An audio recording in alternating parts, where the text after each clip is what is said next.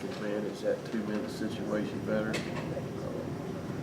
So I think, it's a good, I'm living and learning every day. Definitely, there were some things that I can improve at.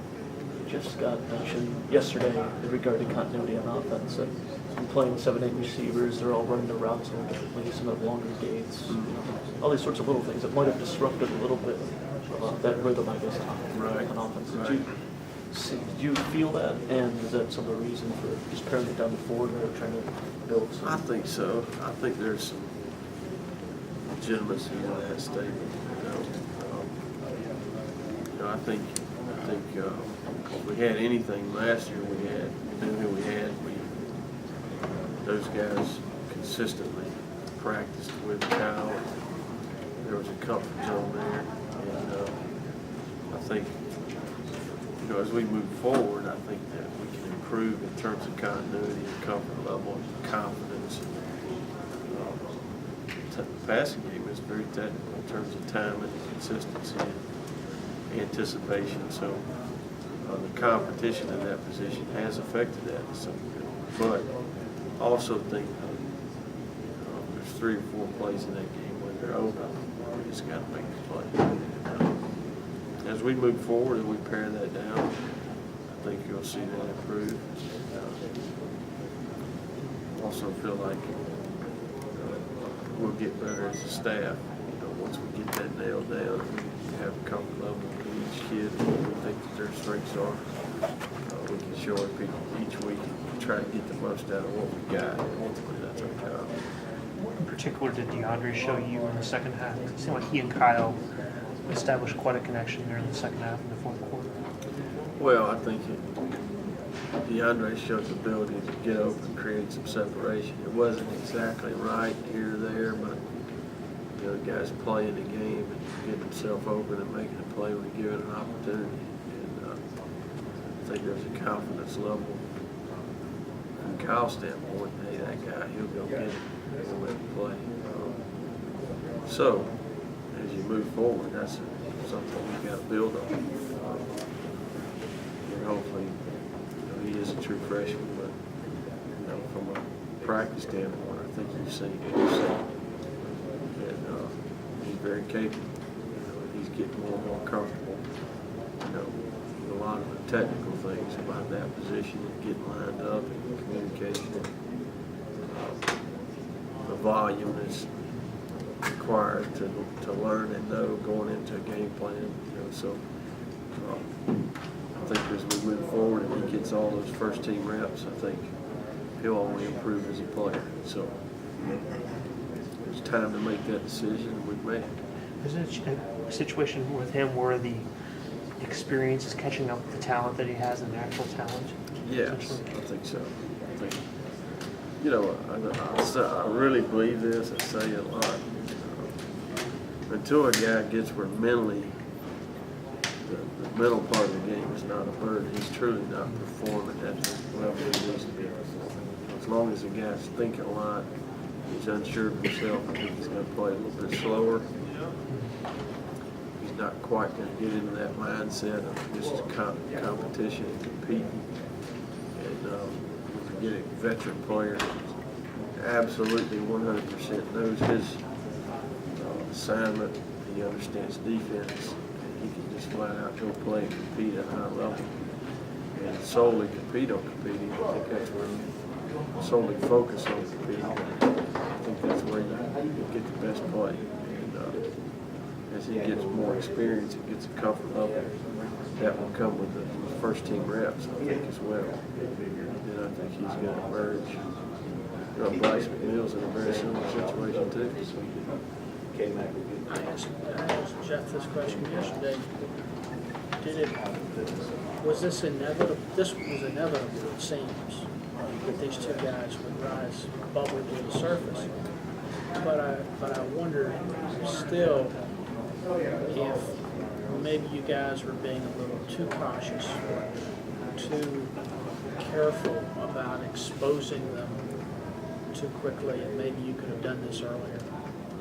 Well, I think one of the things that you gotta, make sure that you understand is he's got some veterans been around, working a lot on, serve out there. Give them a chance, how you go earn it. And in terms of your team chemistry, morale, and all that, I think quick to change, you know, where we were at. I'm not sure. We're still, it's not like, you know, these last 2 games, we've been right where we're going to be, had a chance to win it, we just need to make the plays. This is a small percentage of what we're trying to do to make sure that we're improving and giving our team the best chance to win. How big a part of switching up the reps at receiver has been just looking to get some separation from the DBs out there? Well, I mean, that's part of it. Part of it is just confidence in their playmaking ability and what they've done on the practice field, showing they're capable. So I do think those guys give us a little extra dimension there to some degree. But they haven't done anything yet outside of Saturday. So we've got to move forward, give them a chance, and give them the work, coach them up, do a great job coaching, and let them go play. McNeil, is he at the best speed among your group there? Straight lines. I feel like he does. Yeah. I feel like he's penetrates the field the best of the group. That's kind of what I see. Hopefully we can give him an opportunity to use that. So. Just in like Ford, even when he wasn't catching passes last year, he was so good at when he was stretching, creating space. And Right. That's right. Could McNeil be sort of like Yeah. a poor man's Ford? Yeah, I don't know if I'd use those terms. Upper middle class man's Ford. I think the guy's got ability to penetrate the field. And, we need to use that guy to do that. Poor choice of words. But, you know, that's the decision we've made, and I'm excited about cutting them loose and letting them go play. So, looking forward to practice today and putting the plan together and heading up to Chapel Hill. DeAndre's shown a knack for blocking with considerable force. Yeah, he's a physical, tough kid. Did it also help him kind of? Well, that just goes to show you that the mentality he's playing with. He's not a fearless guy. He's not intimidated. And he feels like he belongs, you know. So I think that's another deal where it shows he's maturing and he's ready, you know. Is he already your best blocker among the wide receivers, or one of the best? How would you? I think some of those guys that are veteran guys that have been around and take a lot of pride in that do a great job. Xavier Dye is an outstanding blocker. You see him, he has been a big difference maker as a second level blocker. You know, like Andre's big run, 72-yard run, he was down there busting it and got the last block. So I think some of those veterans do a really good job too. Were you pleased with the success of the Wildcat when it was operating? Yeah, I mean, I thought we ran it effectively. I think we had a negative play. I think we rushed it. I think it was very, had a chance to make a big play off of it. Speed referring to the pass, Yeah. tying off of. Yeah, if we could make that play, you know, then it could have been really, really beneficial. So, I think it was good. I think Harper was saying that Miami wasn't really respecting the read when he had the guy coming down. Is that accurate? I don't think it did what we thought it would do. You know, we had some adjustments within that. We didn't have to use them because the play was working. So, you know, we averaged plenty per rush, and that deal proved to be worth our time. Just given the yards per carry Andre's averaging, is there any thought about maybe increasing his share of the workload a little bit? Absolutely. Yeah, I think that's what we do.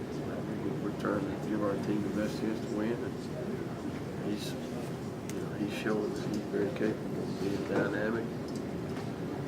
We're going to give him a chance every week. We have so far. What do you feel has been the key for him to have the success he's had so far in the running game? I think he's just, I think he's well coached in high school. I think he came in here with some tools and some great foundation in terms of understanding those schemes, and then I think he's very blessed with ability. I think he's got great vision, he's got great decision maker, a full speed decision maker, and he's extremely dense for a small guy. He packs a punch, so I think he's got a great skill set to be a Big Ten back. And then great play calling too.